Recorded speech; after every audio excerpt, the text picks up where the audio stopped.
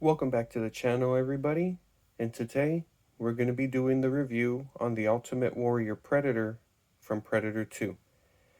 First, we're going to start off with looking at the packaging.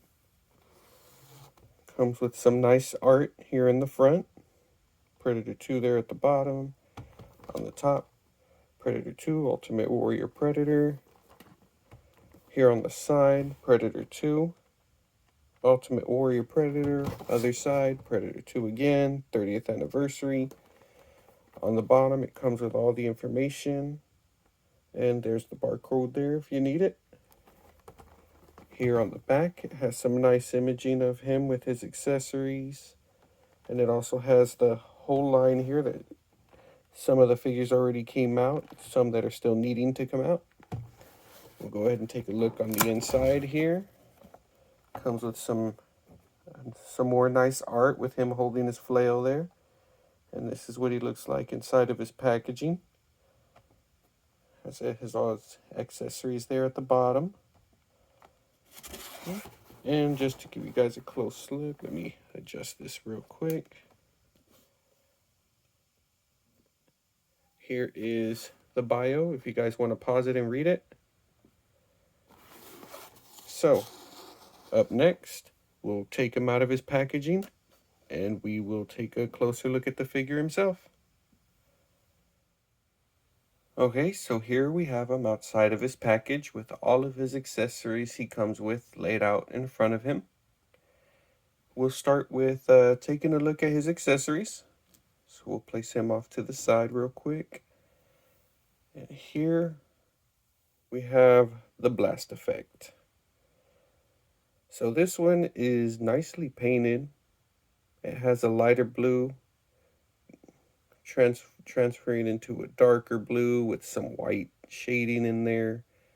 Nice, good painted blast effect here.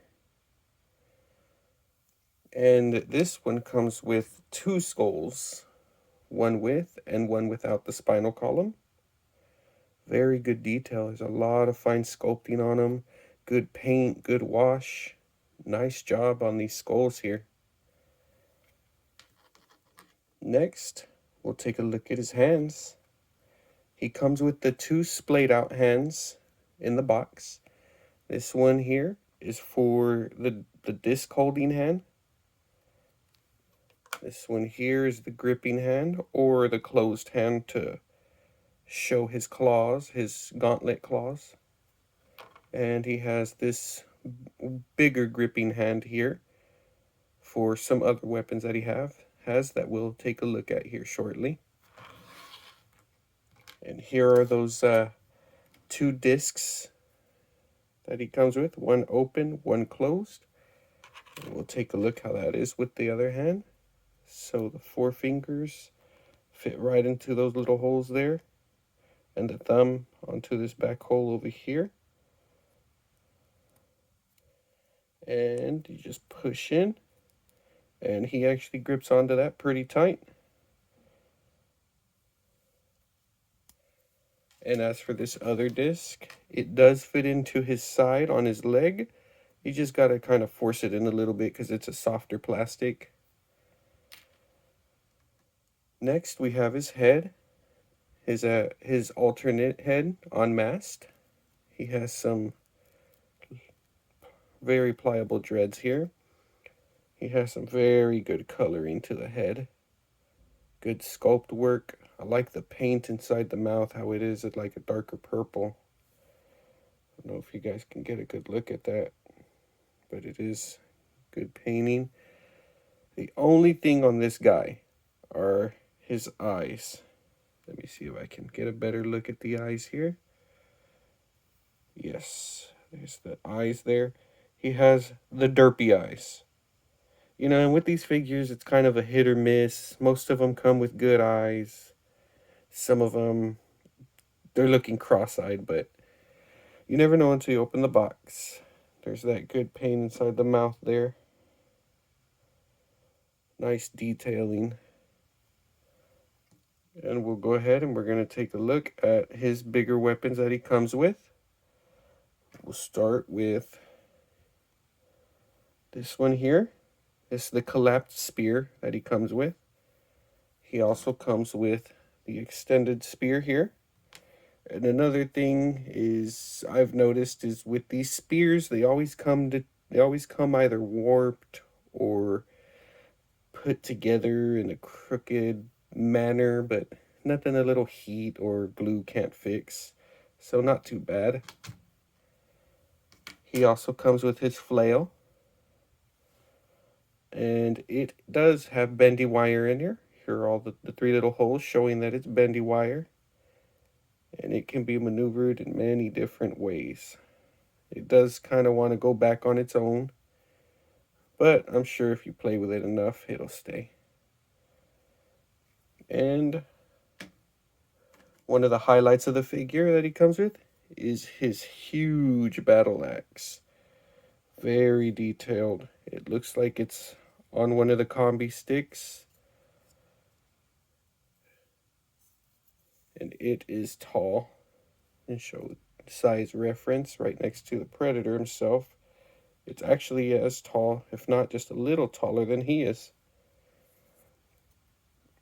And he also came with his two little side gauntlet pieces here. These are the ones where he launches his little wrist rocket out of.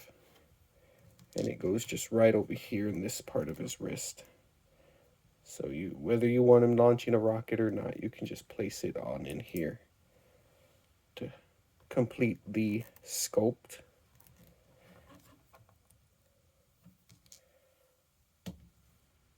And those are his accessories. So next up, and now we'll get into his articulation. So we'll start from the top down. So for the head, he looks up, he looks down,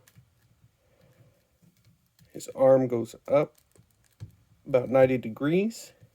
He does have a bicep swivel. He has double jointed elbows. He also has a gauntlet swivel, and he has a wrist swivel. It's a little tight on this one, and a hinge. His blades do slide out. A little bit of sliding action there. His wrist computer does hinge open and shut. He has a diaphragm joint. Not too much movement, more of a twist than it does like a side hinging there. He does have a waist twist as well, which has a lot better side to side than the diaphragm. He doesn't really go back on the diaphragm, but with the waist it goes back a little bit, not very much, but he does go forward a little bit too. As for the legs, he does do the splits. All this is soft plastic, so it'll be okay. Folds, bends, moves out of the way. He kicks forward about 90 degrees.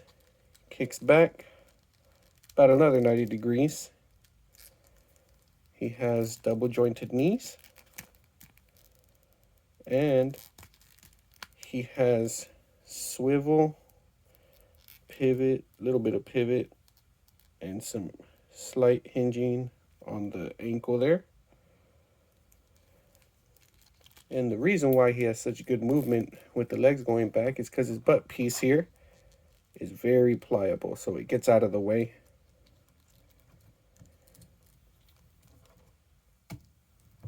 Stand him up here. We can continue to look at him. Just to get a quick height measurement on him, take the tape measure here, and he is standing just over 8 inches. So he's about the same height as all of the other figures. Makes sense. They use the same body mold. First up, for the height reference, we have him with the 2-pack McFarlane Superman and Devastator, and we have him with the Masters of the Universe, Skelegod, and Mossman. Here we have him with the Marvel Legends Retro Cardback Spider-Man, G.I. Joe Classified Cobra Officer, Articulated Icons Ninja, and the Lightning Collection White Ranger Ninja. Next, we have him with the Marvel Legends Monster Venom, his fellow Predator Jungle Hunter from Neca, the Neca Shadow Shredder, and the 2018 Neca Michael Myers. Here we have him with the SH Figure Arts Saiyan Race on Earth Goku, the Dragon Stars Cooler, and the Super Saiyan God Super Saiyan Goku model kit from Bandai. Finally, we have him here with the McFarlane Mega Figure Swamp Thing, the Storm Collectibles Darkside, and the Diamond Select Toys Carnage. So my final thoughts on the figure. I like him, of course. He's Predator. I like all Predators. To be a bit more critical about the figure, the way NECA has been increasing their price on the figures, I feel like they can do a little bit better job on the figures now. They have done better because out of the box, he's able to move easier. I'm not too afraid of breaking or tearing any joints on him. One thing I feel they can improve on is maybe the coloring of the eyes, making sure they don't look so derpy. You know, I tend to run into that. Not all the time, but I see it more often than not. Another thing is, you know, the spear, you know, just make it a little straighter, possibly. And these are just little nitpicks, nothing too bad. Another thing that I've noticed is this wrist computer here. It tends to get loose, this little pin, and it makes the door real flimsy, and sometimes it even just completely falls out. I've had that happen to me with one of my Predators already. I had to find something else to replace the pin because it's so small, easy to lose. And I wish that they would just put they would include the little clip here on all the Predator 2 bodies, you know, just so we can store the collapsed spear on him. You know, it's one less part that we'd have to keep track of, so it won't get lost. You know, but like I said, they're all just a bunch of little nitpicks that can be overlooked, in my opinion. You know, this little plasma caster is a little difficult moving, but it does move. But all in all, I like them. I'm going to keep collecting them regardless. But those are just a little few things I wish NECA would change. Well, thank you guys for staying to the end of the video. I appreciate everybody watching. And remember, enjoy the little things in life.